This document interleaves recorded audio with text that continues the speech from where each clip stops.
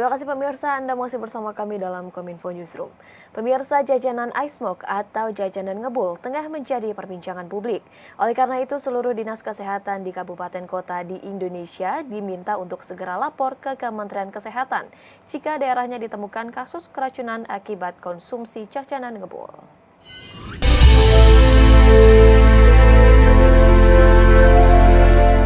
Kementerian Kesehatan mengungkapkan efek serius kerusakan internal organ akibat mengonsumsi makanan bercampur nitrogen cair. Kemenkes mengungkap efek ini terjadi apabila penambahan nitrogen cair pada produk pangan siap saji digunakan tidak sesuai dengan standar operasional prosedur. Temuan Kemenkes sejak Juli 2022 terdapat 3 daerah yang melaporkan kasus keracunan jajanan tersebut, meliputi Kabupaten Ponorogo, Kabupaten Tasikmalaya, dan Kota Bekasi. Oleh karenanya, melalui surat edaran KL 0202-C/90/2023 tentang pengawasan terhadap penggunaan nitrogen cair pada produk pangan siap saji, Sekretaris Direktorat Jenderal Pencegahan dan Pengendalian Penyakit Kementerian Kesehatan Yudi Pramono mengungkapkan, pihaknya telah melakukan koordinasi dengan seluruh Dinkes Provinsi Kabupaten Kota untuk melakukan pengawasan secara penuh terhadap penggunaan produk yang menggunakan nitrogen cair dan telah beredar di masyarakat. Kementerian Kesehatan telah melakukan koordinasi di tingkat pusat dengan mengundang para pakar,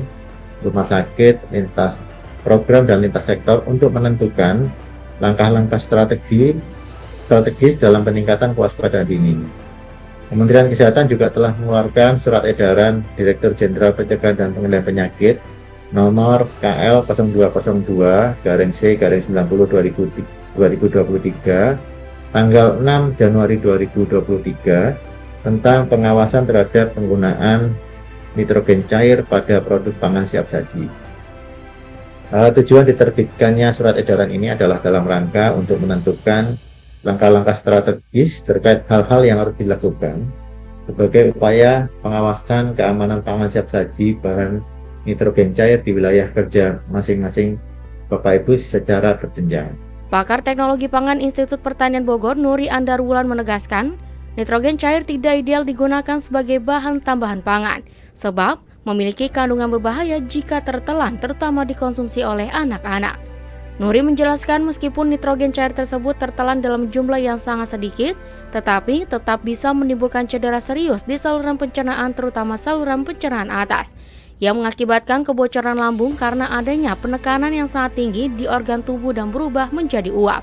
Nitrogen atau nitrogen cair tadi, kontaknya lama, itu bisa menyebabkan luka bakar yang serius. Nah, luka bakar kalau seriusnya itu ada di kerongkongan, kemudian lambung, karena kontaknya kan lama, tidak kemudian pergi keluar menjadi uap.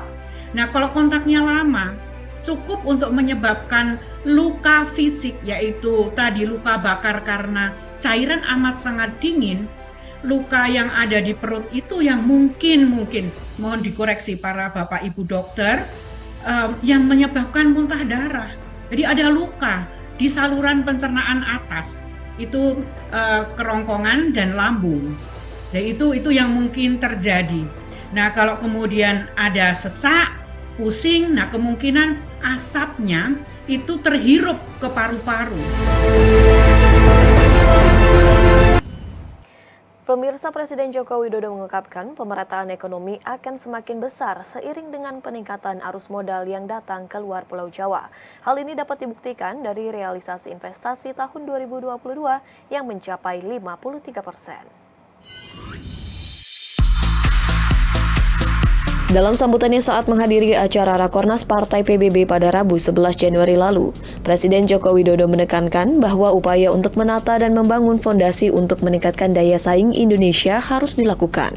Untuk dapat bersaing dengan negara-negara lain, dibutuhkan setidaknya 4 fondasi utama, yakni infrastruktur, hilirisasi, dan industrialisasi, serta digitalisasi. Terkait fondasi pertama, yakni infrastruktur, Presiden menyampaikan bahwa pembangunan infrastruktur secara masif dan merata di seluruh pelosok tanah air menjadi fondasi untuk kemajuan Indonesia di masa depan dan menopang stabilitas ekonomi masyarakat. Dengan demikian, Presiden menyebut, investasi yang masuk ke daerah luar Pulau Jawa telah mencapai 53%. Sebaran investasi tersebut menggambarkan bahwa telah terjadi pemerataan ekonomi. Di luar Jawa, tahun 2022 sudah berada di angka 53%. Artinya di Jawa hanya 47.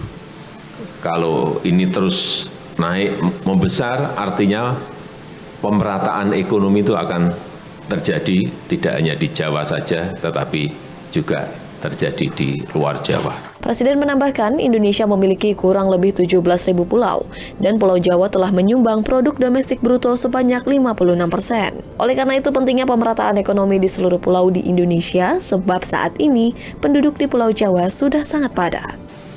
Penduduk juga sama, 56% penduduk Indonesia itu ada di Jawa. Sudah sangat dan terlalu padat penduduk dan ekonomi yang berada di Pulau Jawa. Inilah yang terus ingin kita lakukan pemerataan ekonomi. Menteri BPN Hadi Cahyanto menginstruksikan jajarannya untuk mendukung Gerakan Nasional Sadar Tertib Arsip. Gerakan ini dilakukan untuk meningkatkan kesadaran kementerian, lembaga dalam mewujudkan tujuan penyelenggaraan kearsipan. Kementerian ATR BPN hari ini meluncurkan skema model gedung arsip yang merupakan rangkaian dari Gerakan Nasional Sadar Tertib Arsip atau GNSTA. Dalam kesempatan tersebut, Menteri ATR BPN Hadi Cahyanto menginstruksikan jajarannya untuk mendukung gerakan GNSTA dan benar-benar memahami serta meningkatkan pengelolaan arsip.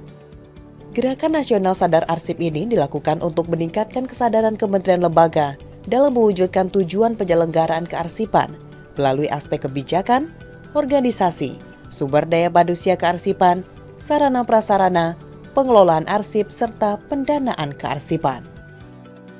Hadi Cahyanto juga menyebutkan bahwa pengarsipan yang baik memiliki banyak manfaat dalam meminimalisir sengketa dan konflik pertanahan, juga menghindari terjadinya kehilangan dokumen pertanahan akibat adanya berbagai bencana. Karena apa? Informasi autentik berupa arsip asli merupakan peluru dalam menjalankan layanan pertahanan yang prima. Sehingga diperlukan suatu gerakan agar kita semua mampu memperbaiki kondisi ini.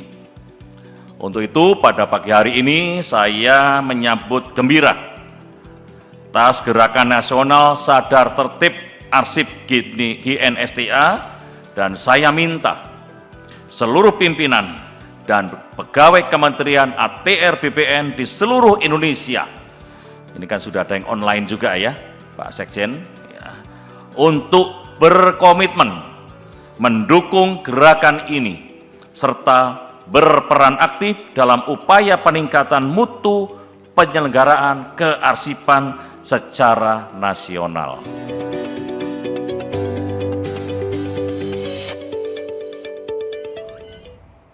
Isu penanganan penyakit tuberkulosis di tempat kerja membutuhkan perhatian serius dari seluruh stakeholder. Terlebih berdasarkan data dari WHO Global TBC Report tahun 2021, Indonesia masih menempati urutan kedua sebagai negara dengan kasus TBC terbesar di dunia. Fakta ini diungkapkan langsung oleh Menaker Ida Fauziah saat menggelar peringatan dan perencanaan Bulan Keselamatan dan Kesehatan Kerja Nasional tahun 2023 di Sukabumi, Jawa Barat.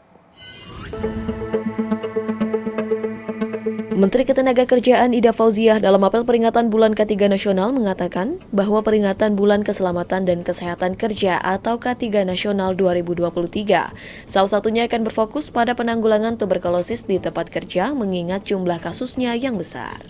Menurutnya, isu penanganan TBC di tempat kerja membutuhkan perhatian serius bagi seluruh pemangku kepentingan ketenagakerjaan, mengingat Indonesia menempati urutan kedua negara dengan kasus TBC terbesar di dunia, menurut data WHO Global TBC Report pada 2021. Sebagai wujud komitmen pemerintah dalam meningkatkan program K3, khususnya untuk mencapai target eliminasi TBC pada tahun 2030, Kementerian Ketenagakerjaan menerbitkan Permenaker Nomor 13 Tahun 2022 tentang penanggulangan tuberkulosis di tempat kerja. Aturan tersebut merupakan tindak lanjut amandemen Peraturan Presiden Republik Indonesia Nomor 67 Tahun 2021 tentang penanggulangan TBC. Sebagai wujud nyata komitmen pemerintah dalam meningkatkan program K3, khususnya upaya percepatan penanggulangan tuberkulosis untuk mencapai target eliminasi TBC tahun 2030, Kementerian Ketenagakerjaan telah menerbitkan Permenaker Nomor 13 Tahun 2022 tentang penanggulangan tuberkulosis di tempat kerja sebagai tindak lanjut amandemen Peraturan Presiden Nomor 67 Tahun 2021. Secara khusus, Menteri Ida juga mendorong perusahaan yang menerapkan sistem manajemen keselamatan dan kesehatan kerja secara konsisten, mengingat angka kecelakaan kerja dan penyakit akibat kerja meningkat dalam 3 tahun terakhir. Pemirsa, usai jeda kami akan kembali dengan informasi Monumen Reog Pengukuhan Jati Diri Ponorogo sesaat lagi.